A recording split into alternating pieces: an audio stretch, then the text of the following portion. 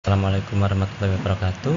Perkenalkan, nama saya Syahib Badrul Kalafarisi dari kelas AK702 dengan NIM 24030100243. Di sini akan melakukan pemaparan terkait analisis model bisnis pada PT Telkom Indonesia Tbk. Hal ini disusun untuk memenuhi penilaian ujian akhir semester dari mata kuliah Praktik Akuntansi dan Bisnis Kontemporer pada Universitas Siber Asia.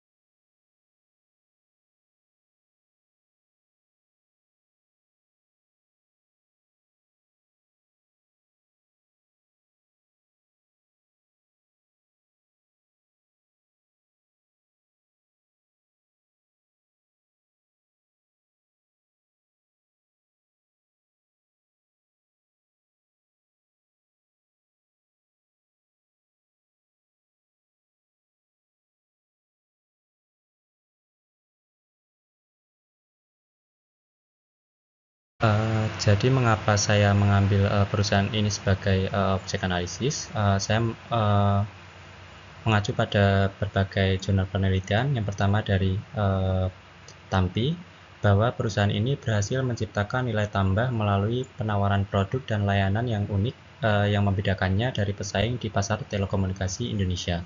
Kemudian dari jurnal penelitian Wijaya dan Mandiri, bahwa analisis komunikasi bisnis Telkom ini berdasarkan model komunikasi pemasaran telah terintegrasi yang menunjukkan bahwa perusahaan ini telah menerapkan strategi komunikasi yang efektif untuk menjangkau berbagai segmen pelanggan.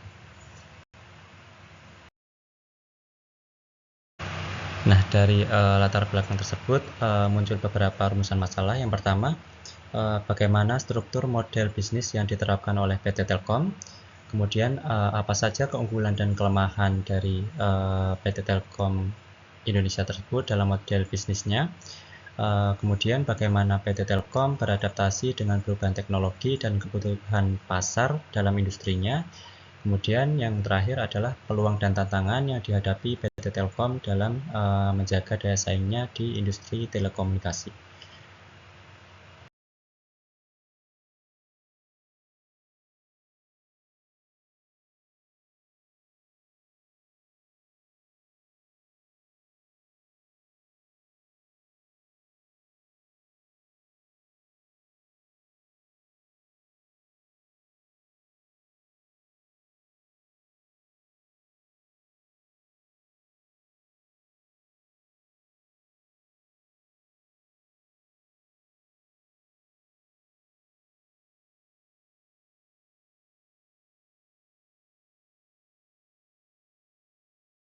Jadi PT Telkom Indonesia ini menerapkan model bisnis yang dirancang untuk mempertahankan dominasinya di pasar telekomunikasi di Indonesia.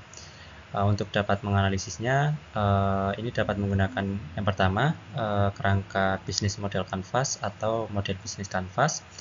Kemudian yang kedua analisis SWOT atau Strength, Weakness, Opportunities, dan Threats-nya.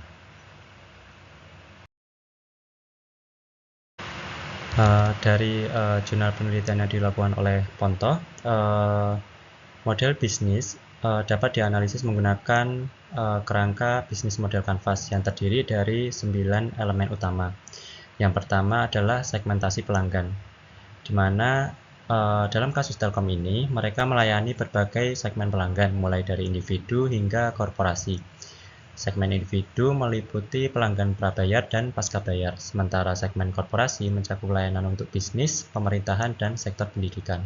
Kemudian, yang kedua ada proposisi nilai, di mana Telkom menawarkan proposisi nilai berupa jaringan yang luas, akses internet yang stabil, dan inovasi teknologi terbaru seperti implementasi layanan 5G.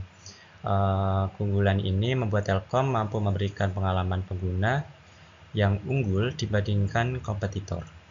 Kemudian yang ketiga adalah saluran distribusi, di mana Telkom memanfaatkan berbagai saluran distribusi seperti gerai resmi yaitu Grapari, kemudian aplikasi digital seperti MyTelkom, situs web, serta kemitraan dengan pihak ketiga seperti gerai pulsa dan toko daring. Kemudian yang keempat ada hubungan dengan pelanggan. Untuk menjaga hubungan dengan pelanggan, Telkom menyediakan layanan pelanggan 247. Kemudian ada loyalty program seperti Telkomsel Point, serta personalisasi layanan melalui analisis data pengguna. Kemudian yang kelima ada sumber pendapatan. Pendapatan utama Telkom sendiri berasal dari layanan suara, SMS, dan internet. Selain itu, Telkom memperoleh pendapatan dari layanan digital seperti streaming, game daring, dan layanan berbasis IoT atau Internet of Things. Kemudian yang keenam adalah sumber daya utama. Sumber daya utama Telkom meliputi infrastruktur jaringan, spektrum frekuensi, teknologi, tenaga kerja yang kompeten, dan merek yang kuat. Untuk kegiatan utamanya,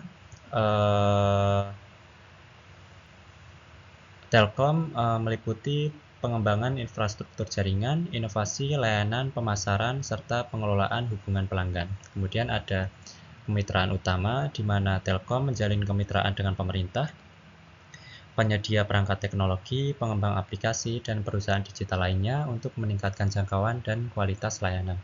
Kemudian yang terakhir ada struktur biaya. Jadi biaya utama yang dikeluarkan oleh Telkom mencakup investasi infrastruktur, pengelolaan jaringan, riset dan pengembangan, serta pemasaran.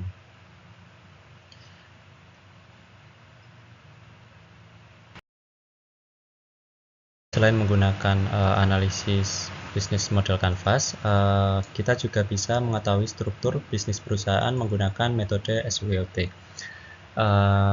Metode SWOT sendiri merupakan salah satu alat yang sering digunakan dalam perencanaan strategis untuk menilai kelayakan sebuah bisnis.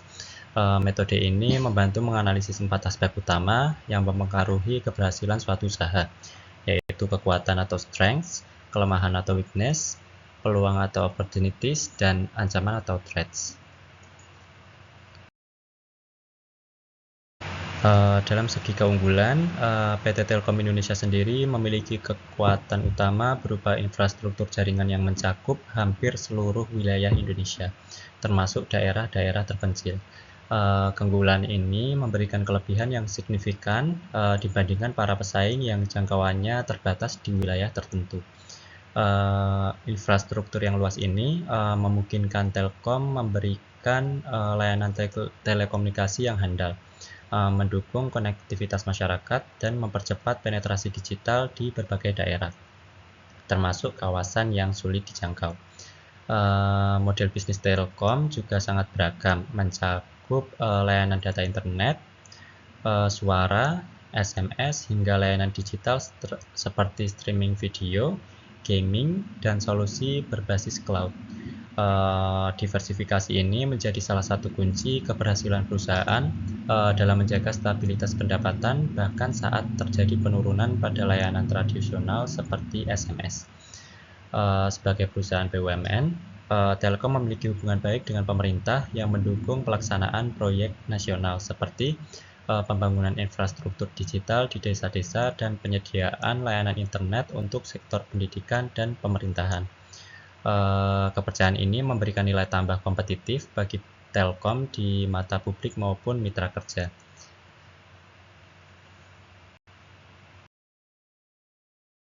Namun, Telkom juga menghadapi beberapa kelemahan yang perlu diperhatikan. Meskipun memiliki infrastruktur yang luas, sebagian masih bergantung pada teknologi lama yang membutuhkan modernisasi untuk mendukung layanan baru seperti jaringan 5G. Selain itu, model bisnis Telkom cenderung menawarkan layanan dengan harga yang lebih tinggi dibandingkan beberapa pesaing, yang menjadi tantangan dalam menarik pelanggan dari segmen yang sensitif terhadap harga. Di sisi lain, Telkom memiliki jumlah tenaga kerja yang besar, tetapi terkadang pengelolaannya belum sepenuhnya efisien.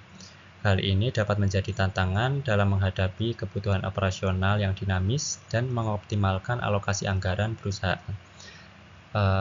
Untuk mengatasi tantangan-tantangan ini, Telkom perlu untuk terus berinovasi dalam teknologi, menyesuaikan strategi harga, serta meningkatkan efisiensi operasional guna mempertahankan posisinya sebagai pemimpin industri telekomunikasi di Indonesia.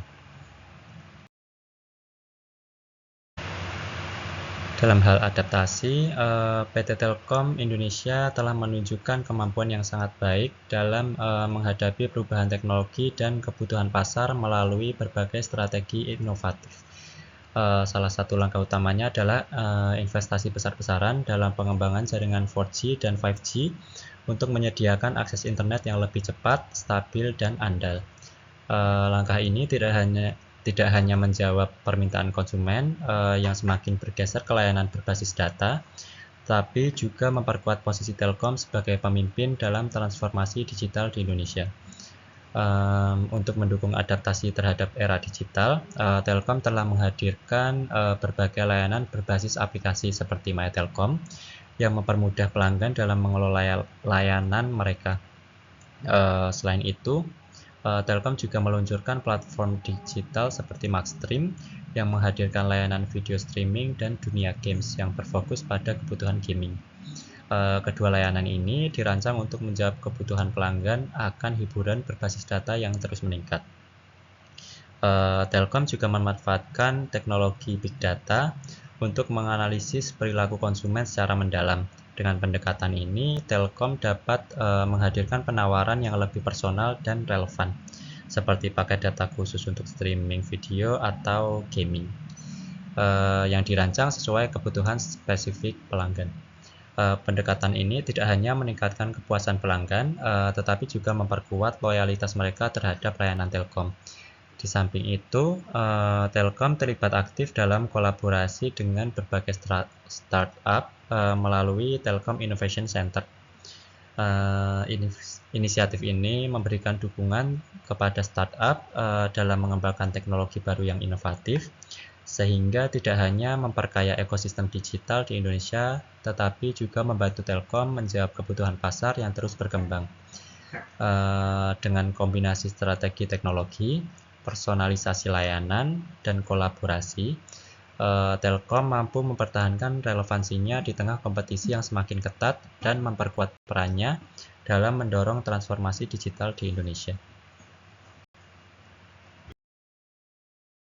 Di tengah meningkatnya penetrasi internet di seluruh Indonesia, termasuk di daerah-daerah terpencil yang sebelumnya sulit dijangkau, menghadirkan peluang besar bagi Telkom untuk memperluas pangsa pasarnya.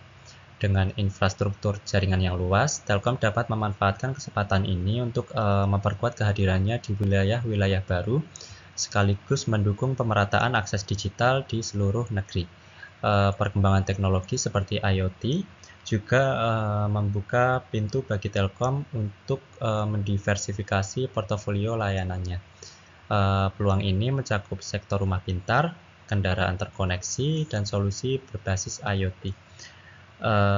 Untuk kebutuhan bisnis yang semakin diminati oleh masyarakat urban dan pelaku industri. Ditambah dengan populasi Indonesia yang terus bertumbuh, terutama di segmen generasi muda yang sangat akrab dengan teknologi, Telkom memiliki potensi besar untuk menarik lebih banyak pelanggan melalui layanan digital inovatif yang sesuai dengan gaya hidup modern. Namun di sini Telkom juga menghadapi berbagai tantangan yang tidak kalah signifikan. Munculnya kompetitor baru, terutama perusahaan telekomunikasi dengan strategi perang harga yang agresif, menjadi ancaman nyata bagi Telkom dalam mempertahankan pangsa pasar. Tantangan ini semakin diperparah oleh regulasi pemerintah seperti batasan harga layanan telekomunikasi atau aturan baru terkait spektrum frekuensi yang dapat membatasi fleksibilitas Telkom dalam menjalankan bisnisnya. Selain itu, perubahan teknologi yang begitu cepat memaksa Telkom untuk terus berinvestasi dalam modernisasi jaringan dan pengembangan layanan baru. Jika tidak dilakukan dengan tepat waktu, perusahaan berisiko kehilangan daya saingnya. Untuk mengatasi tantangan tersebut, Telkom harus mampu mengelola sumber daya dengan efisien, berinovasi dalam menciptakan layanan yang relevan dan menjalin kolaborasi strategis dengan mitra teknologi. Dengan demikian, Telkom tidak hanya dapat menjaga posisi sebagai pemimpin pasar, tetapi juga memperkuat perannya dalam mendukung transformasi digital di Indonesia.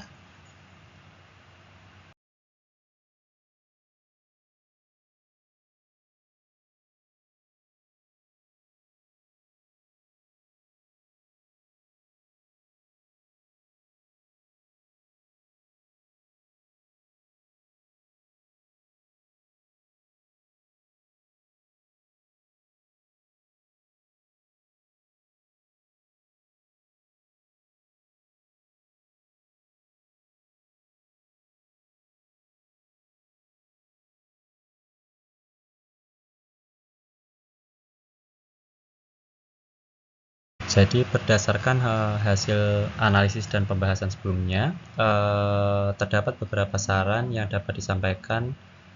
Antara lain yang pertama, Telkom perlu mempercepat modernisasi infrastruktur jaringan untuk mendukung perkembangan teknologi 5G. Yang kedua, Telkom disarankan untuk terus berinovasi dalam menghadirkan layanan digital seperti IoT dan aplikasi berbasis cloud.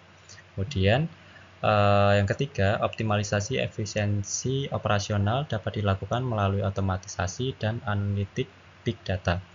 Yang keempat, Telkom sebaiknya meningkatkan penetrasi pasar di wilayah terpencil untuk memperluas jangkauan layanan. Yang kelima, penguatan sistem keamanan jaringan diperlukan untuk menghadapi risiko serangan siber dan menjaga keandalan layanan. Yang keenam, Telkom dapat memperluas ekosistem digitalnya dengan meningkatkan kolaborasi bersama startup dan perusahaan teknologi.